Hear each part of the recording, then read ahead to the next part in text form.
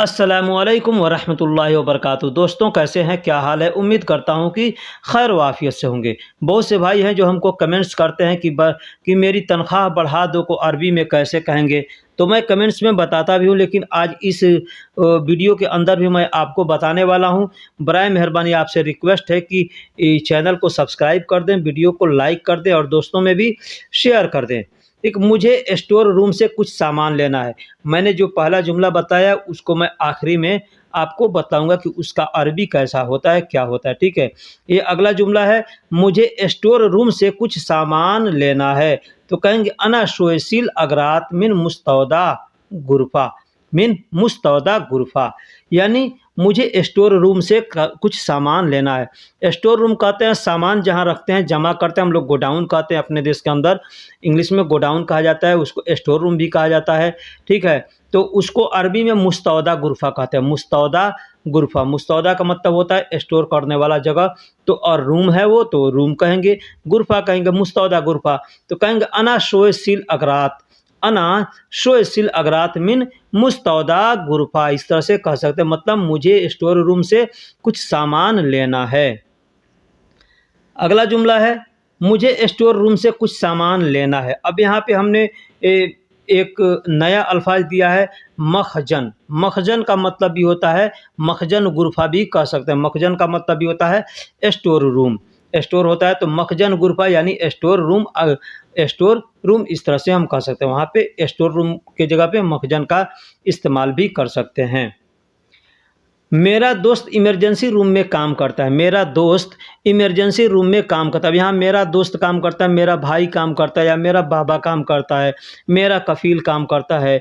कोई भी अगर जुमला कहना हो, कुछ भी इस तरह से कहना हो तो कह सकते हैं।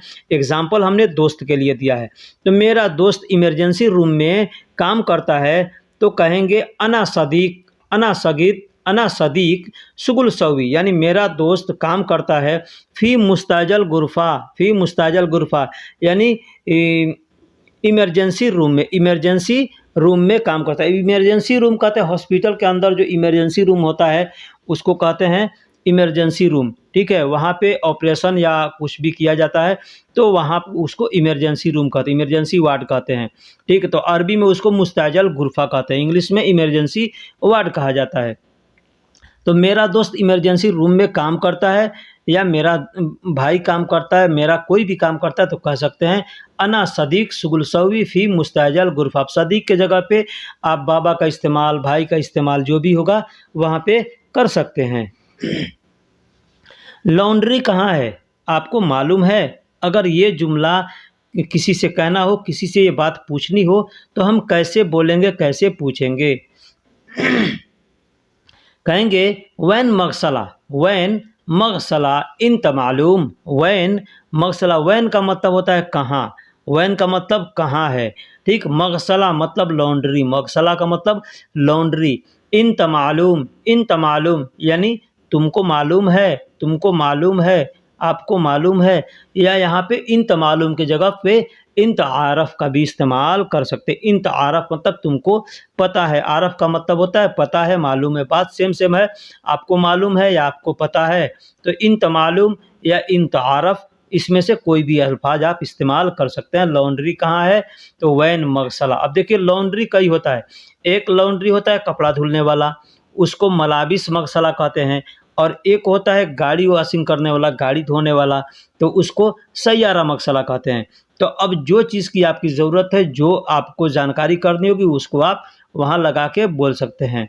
ठीक, लॉन्ड्री कहाँ है आपको मालूम है, तो ऐसन, ऐना, ऐना भी कह सकते हैं। वैन का मतलब भी कहाँ होता है, कहाँ है, और ऐना का मतलब भी होता है कहाँ है। तो यहाँ मैंने अल्फाज दिया है ऐना।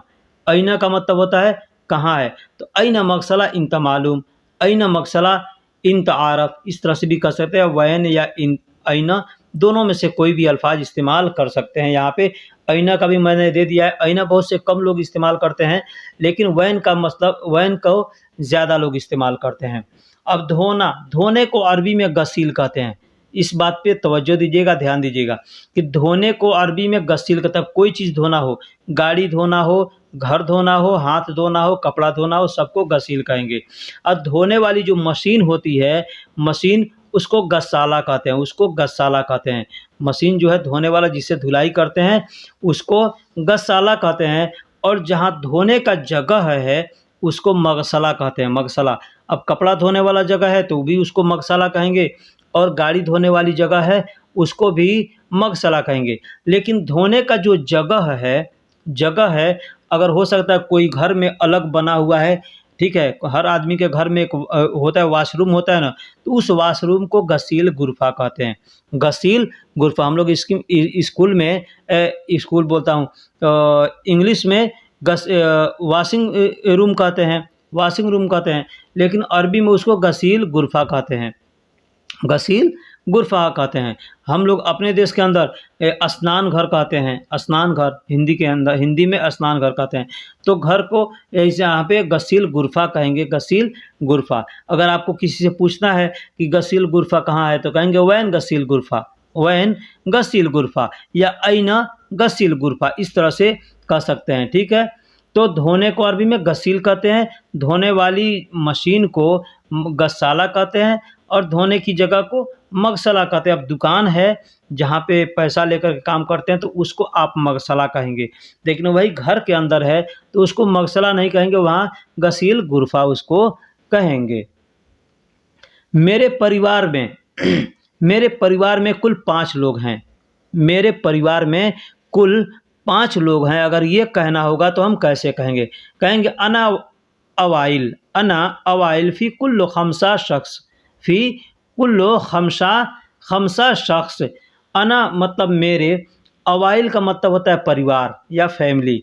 परिवार हम लोग हिंदी में परिवार कहते हैं, इंग्लिश में फैमिली कहते हैं, अरबी में उसको अवाइल कहते हैं, अरबी में अवाइल कहते हैं। फ़ी कुल्लो मतलब में, अवाइल मतलब फैमिली में, कुल्लो मतलब सब, खमसा का मतलब 5 होता है, और शख्स का मतलब शख्स होता है, आदमी होता है, ठीक। अब शख्स में अब मर्द औरत जो भी रहेगा सब शख्स में आ जाएंगे, ठीक है।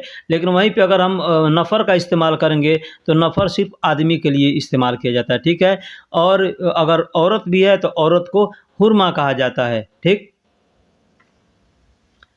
गाड़ी की टंकी में 500 लीटर पेट्रोल डालना है, गाड़ी की टंकी में 500 लीटर पेट्रोल डालना है। अगर ये कहना होगा हमको तो कैसे कहेंगे? ये काम ये कहने की ज़रूरत पड़ती है, जो लोग गाड़ी चलाते हैं, ड्राइवर हैं, उनको ज़्यादा कहने की ज़रूरत पड़ती है। लेकिन गाड़ी की टंकी में 500 लीटर पेट्रोल नहीं आता है। एग्जाम्पल हमने दिया है, गाड़ी की टंकी, जो बड़ा गाड़ी का टंकी होता है ना, उसमें 2-2 हज़ार लीटर आता है, जैसे ट्रक है ठीक है।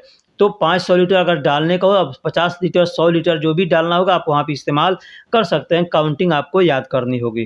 तो कहेंगे खजान सैयारा फ़ी रकीब खमसा मिया लीटर डीजल, मिया लीटर डीजल। खजान मतलब टंकी होता है, सैयारा मतलब गाड़ी, तो खजान सैयारा यानी गाड़ी की टंकी, फ़ी मतलब में, रकीब मतलब डालना है या रखना है, ठीक। खमसा मिया यानी 500, लीटर यानी लीटर को लीटर ही कहते हैं, डीजल को डीजल ही कहते हैं।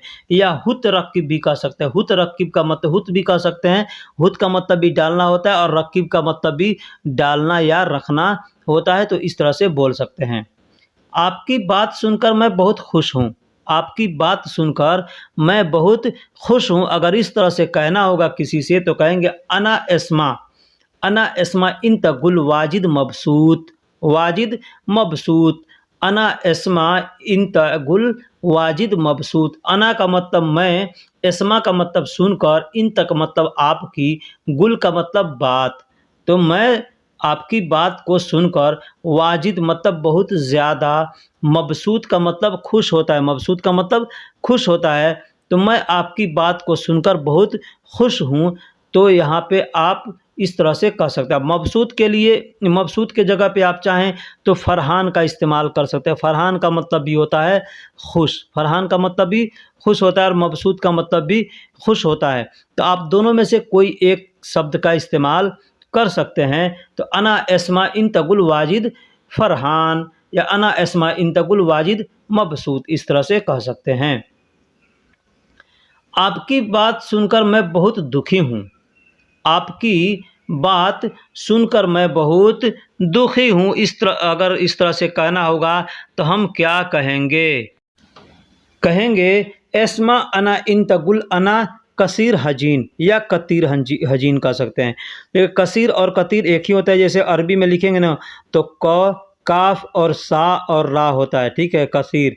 लेकिन उसको बोलने के लिए लोग कतीर बोलते हैं, ठीक है। तो कसीर हजीन यानी बहुत ज़्यादा, कसीर का मतलब होता है बहुत ज़्यादा, हजीन मतलब दुखी, बहुत ज़्यादा दुखी हूँ। तो कहेंगे एस्मा अना इन तगुल। अब इन तगुल गुल के जगह पे आप कलाम का भी इस्तेमाल कर सकते हैं। एस्मा अना इन तकल्लम अना कसीर हजीन, इस तरह से भी कह सकते हैं।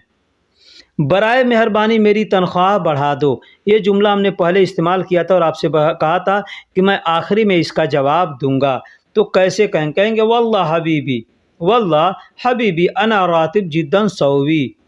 वल्लाह हबीबी, वल्लाह का मतलब होता है, जैसे आदमी कहता है ना, यहाँ कई जगह पे वल्लाह का इस्तेमाल किया जाता है। वल्लाह का मतलब कसम लोग खाते हैं, वहाँ पे भी वल्लाह कहते हैं। और अगर प्लीज़ कहना होगा तो वो भी कहेंगे वल्लाह, वहाँ पे भी वल्लाह का इस्तेमाल करते हैं, ठीक है। तो वल्लाह हबीबी अना रातिब जिद्दन सौवी, यानी बराए मेहरबानी मेरी तनख्वाह बढ़ा दो, बराए मेहरबानी मेरा तनख्वाह बढ़ा दो, इस तरह से भी कह सकते हैं। बराए मेहरबानी मेरी तनख्वाह बढ़ा दो, आपको अपने कफील से कहना होगा तो कह सकते हैं वल्लाह हबीबी अना रातिब जिद्दन सौवी। जिद्दन का मतलब होता है ज़्यादा, जिद्दन का मतलब होता है ज़्यादा। अब जिद्दन ना कह के आप चाहें तो सिर्फ जिद भी कह सकते हैं। वल्लाह हबीबी अना रातिब जिद सौवी, जिद सौवी। जिद का मतलब होता है, जिद या जिद्दन दोनों एक ही है। उसको शॉर्ट में कहेंगे तो जिद कहेंगे, पूरा कहेंगे तो जिद्दन कहेंगे। तो जिद्दन का मतलब होता है बहुत बढ़ाना, ज़्यादा होता है। तो ज़्यादा करने को बढ़ाना मतलब ज़्यादा करना, ठीक है। तो इस तरह से आप बोल सकते हैं। और रातिब की जगह पे आप अना रातिब कहते हैं तो अना रातिब की जगह पे रातिबी का इस्तेमाल कर सकते हैं। जैसे वल्लाह हबीबी रातिबी जिद्दन सौवी, इस तरह से कह सकते हैं। या अना रातिब का इस्तेमाल भी कर सकते हैं। अना का मैम होता है, अना का मतलब मेरा या मैं, रातिब का मतलब से तो मेरी सैलरी। और रातिबी अगर कहेंगे तो जो ब के अंदर जो रातिबी आखिरी में ई आ रहा है, बी आ रहा है, तो उसका मतलब मेरा होता है, ठीक है। तो रातिबी मतलब मेरी सैलरी। तो इस तरह से हम कह सकते हैं और बोल सकते हैं। दोस्तों, अगर इस वीडियो के अंदर कोई गलती हुई होगी कहने में या लिखने में, तो हो सकता है हमसे भी गलती होती है, हम भी इंसान हैं, तो माफ़ कीजिएगा। और उसको कमेंट बॉक्स में ज़रूर लिख के बताइएगा कि भाई इस तरह से नहीं, इस तरह से कहते हैं, ये चीज़ की आपने गलती लिखी है या बोली है, ठीक है। फिर मिलेंगे किसी अगले वीडियो में, तब तक के लिए अल्लाह हाफिज़।